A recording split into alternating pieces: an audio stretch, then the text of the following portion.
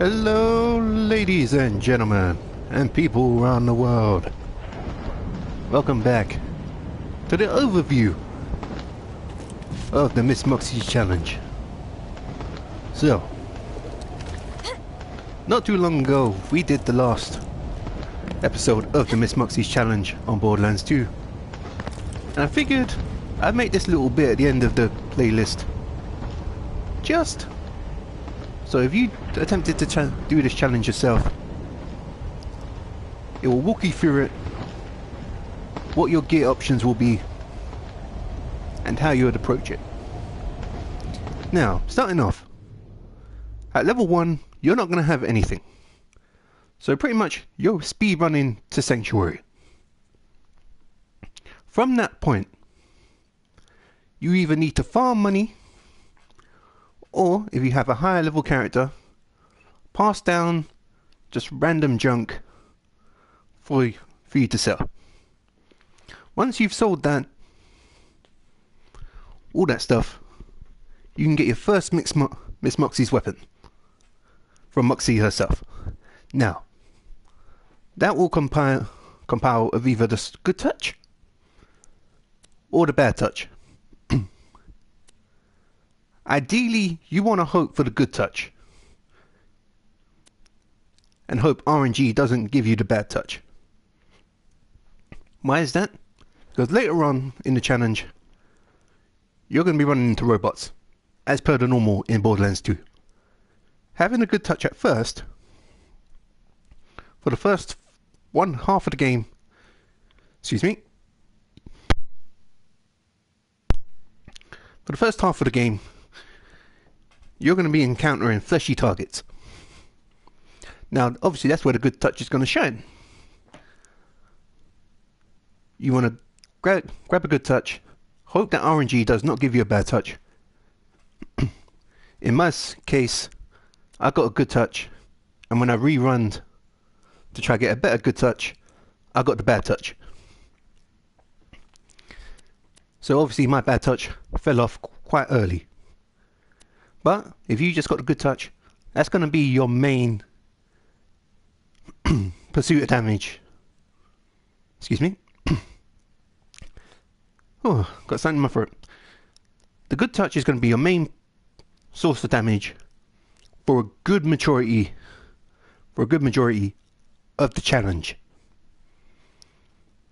So you're going to be running good touch, bad touch if you have it.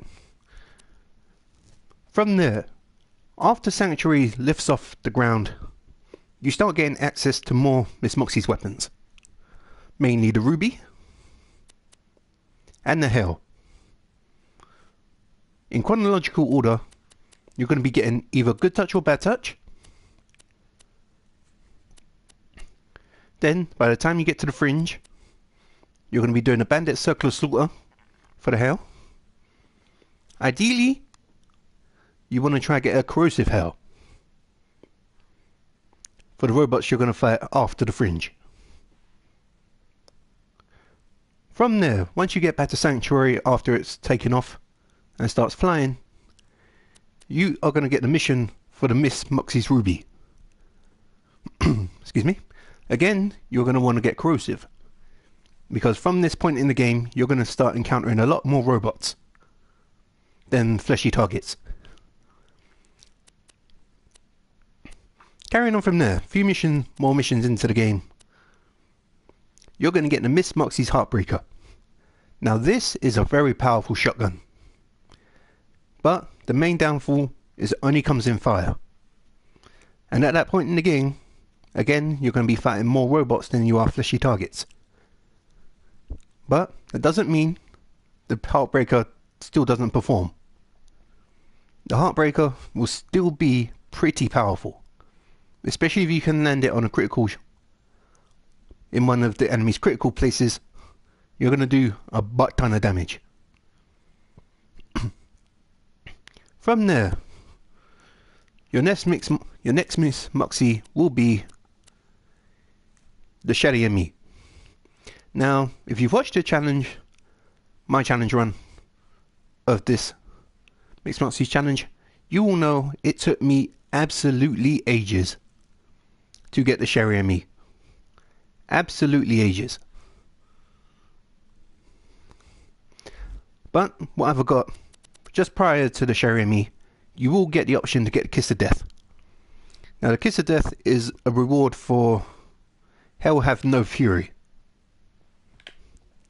which is essentially you go to opportunity and you destroy Jack's construction site.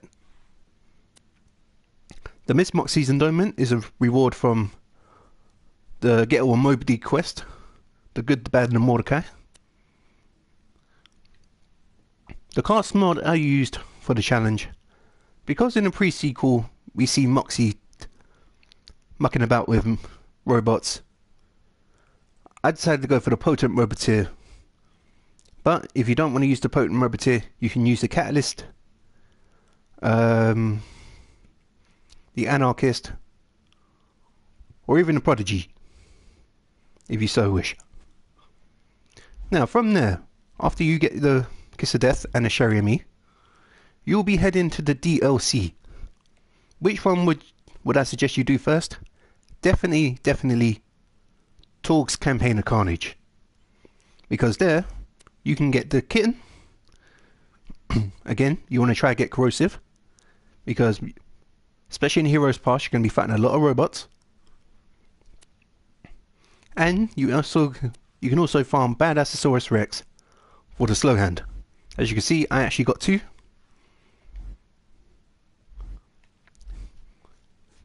To farm Badassosaurus Rex with a build like this, definitely you need a Corrosive Kitten. You want to stay a decent range away from him, or it. And basically, as you're shooting, walk to the left, walk to the left. If you're playing Gauge for this challenge, summon Death Trap. Badassosaurus will concentrate on Death Trap, allowing you to get more damage in on him. If you're playing someone like, for example, Maya, there's nothing really you can do about that. You just have to walk to the left, shoot in the kitten, and hope he doesn't hit you. Upon killing Badassosaurus Rex, he does have the chance to drop a slow hand. Now I lucked out and got 2 practicable, but it could be any kind of prefix with any kind of accessories on it.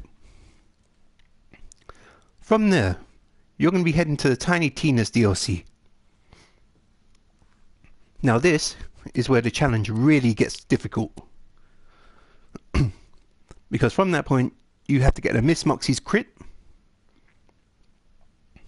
which honestly is the most underperforming of the Mad Moxxi's weapons. Mainly because of the fact, when you reload, it has a chance to slip out of your hand.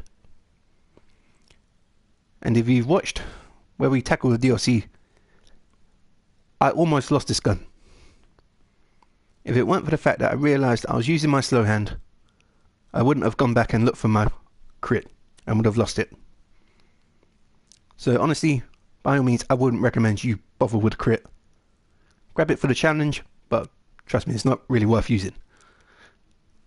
Next you get in Tiny Tina's DLC, you get the Grog Nozzle. Now this is a weapon you get from starting the mission. Bear with me. The beard makes the man. Accept it, but do not turn it in. On accepting this mission, you get the Grog Nozzle.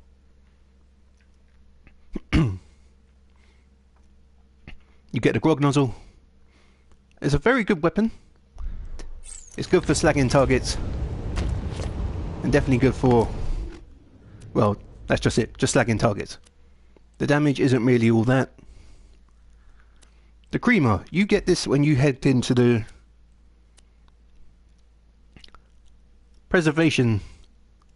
Wildlife Preservation Reserve, or Exploitation Reserve.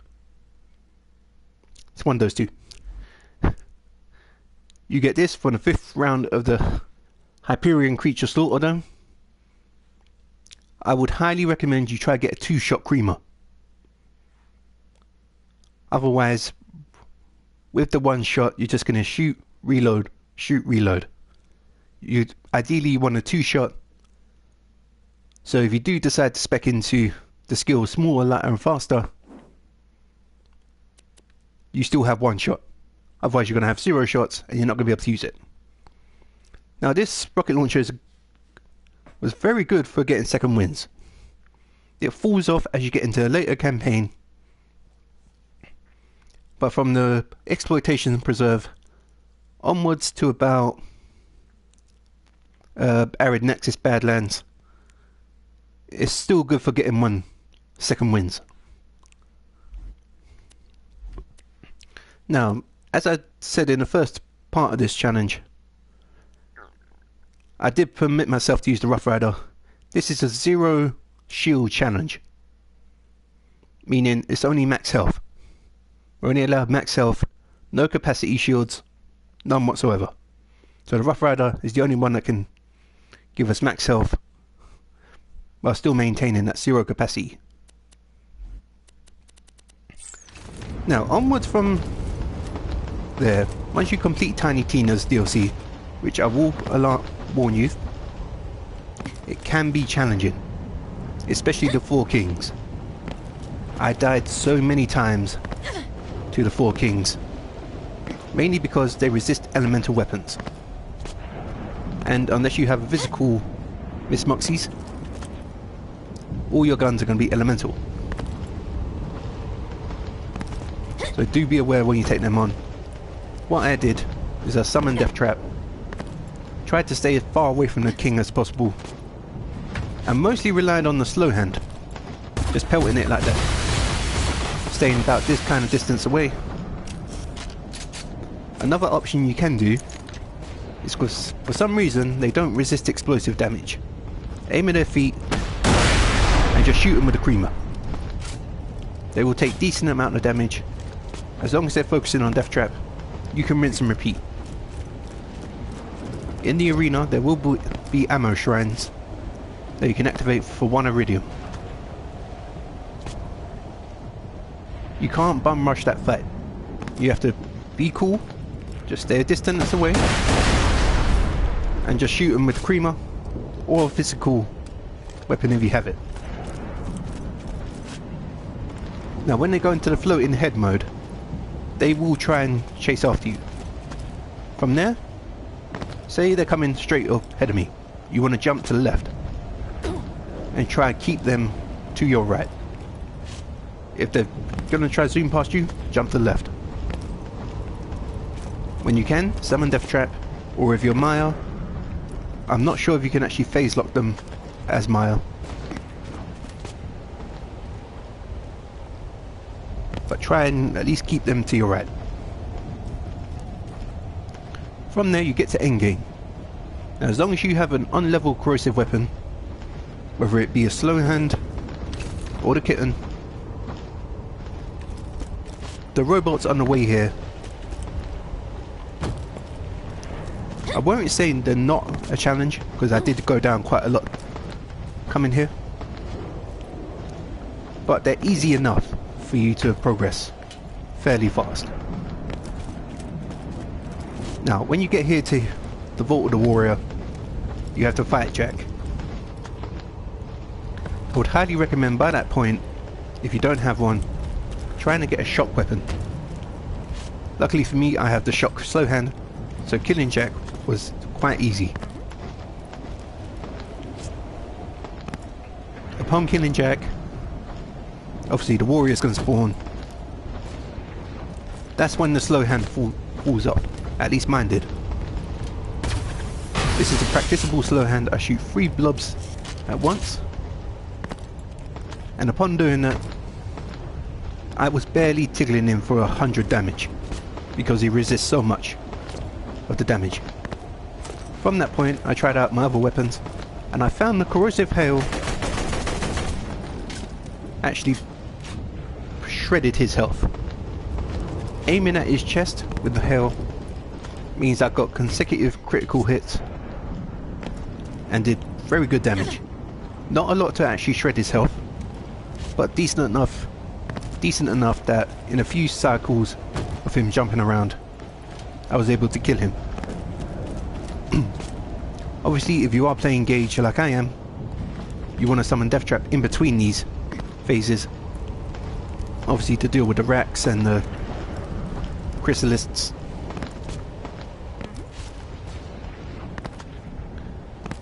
The fight, on average, at least from my knowledge doing this, will take you about 10 minutes. If you're just using the hail and aiming to his chest, it'll take you about 10 minutes to kill the warrior. From there, your challenge is done. You can take it to UVHM, you can take it to TVHM. However, do be aware, if you do take it to UVHM and TVHM, you are going to need to rely very heavily on slag. From that point, if you're going to be doing this, I would recommend a slag Kiss of Death or a slag Ruby, or just trying to bum rush yourself to the grog nozzle.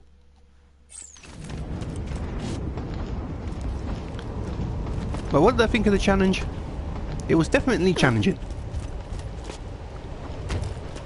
Every time I underestimated the game threw a curveball at me and made me respect it again.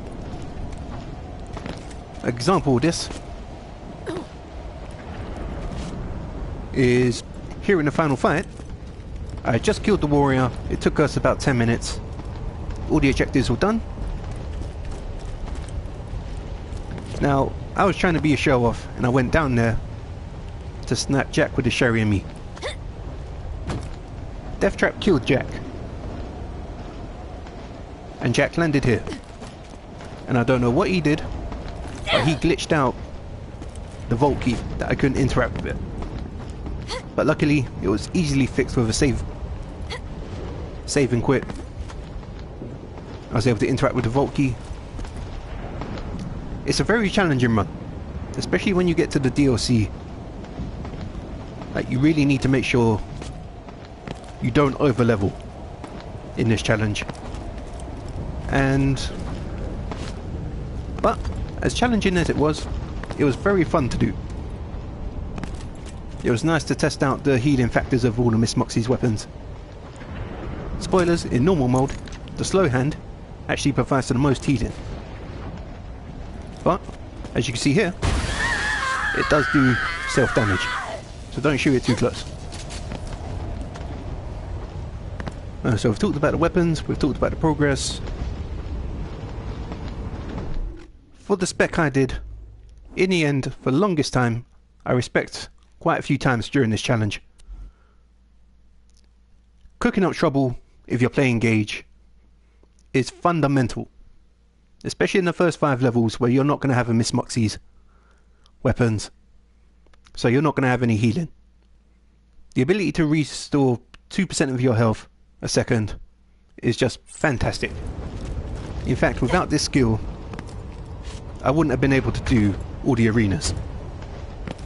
At least not until later on in the game. It's just handy if you're low on health. You can go behind cover, crouch down, heal up for a little bit. If you're playing Gage, summon Death Trap. Love you, bot. He'll go do his thing. Or if you're playing Maya. Then again, if you're playing Maya, using no phase locking someone, and they're using the power Sweet Release, will actually heal you. Restore a percentage of your health. Now this is the spec I stayed with for the longest time. For the hail and the kitten, close enough is very effective. Just because they shoot so many pellets, if they hit a target, they're going to be ricocheted and hit other targets. That being said, I noticed with Badasasaurus Rex, he has bullet deflection. So when I shot him with close enough, and he deflected my bullets, they hit me and they hurt. Potent as a pony. You want to prioritize max health in this challenge. because that is going to be your only resource to keep you alive. You're not going to be using a shield. You're not going to have the capacity to soak up damage for you. So boosting up your max health is key. Any damage resistance you can get is also key. So for example, Gage has made a stun and stuff. That synergizes very well with the fact we're using a Rough Rider. Now the Miss Moxxi weapons are elemental weapons. Any skills that give bonus status, chance to proc an element, so Slag, Ignite, Corrode, all that stuff, is going to be very fundamental for your setup as well. I got Strength of 5 Gorillas just for Death Trap. If you're playing Gage and doing this challenge, you rely on Death Trap a lot. Like a lot. Like a good portion of the challenge, I've literally, like on my way to Sanctuary for example, I was hiding behind cover, summoning Death Trap, because I didn't have a weapon to take him on. I would try and contribute, but Death Trap, all in all, was the MVP of this challenge. Once you buddy.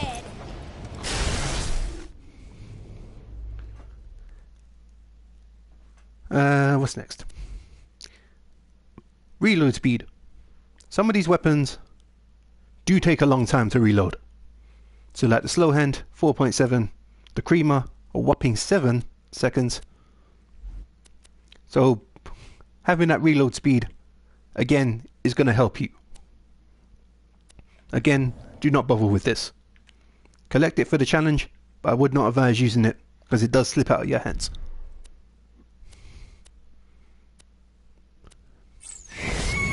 Right, I think that's pretty much it for the overview. We spoke about the chronological order you get your weapons, the recommended elements. Again, if you do the Tiny Tina's DLC, do be aware the 4 Kings are resistant to all elemental damage, so you're going to struggle a lot with them, unless you have a physical weapon to take them on. But that's it for now. Thank you so much for watching. I'll see you all next time. Bye bye now.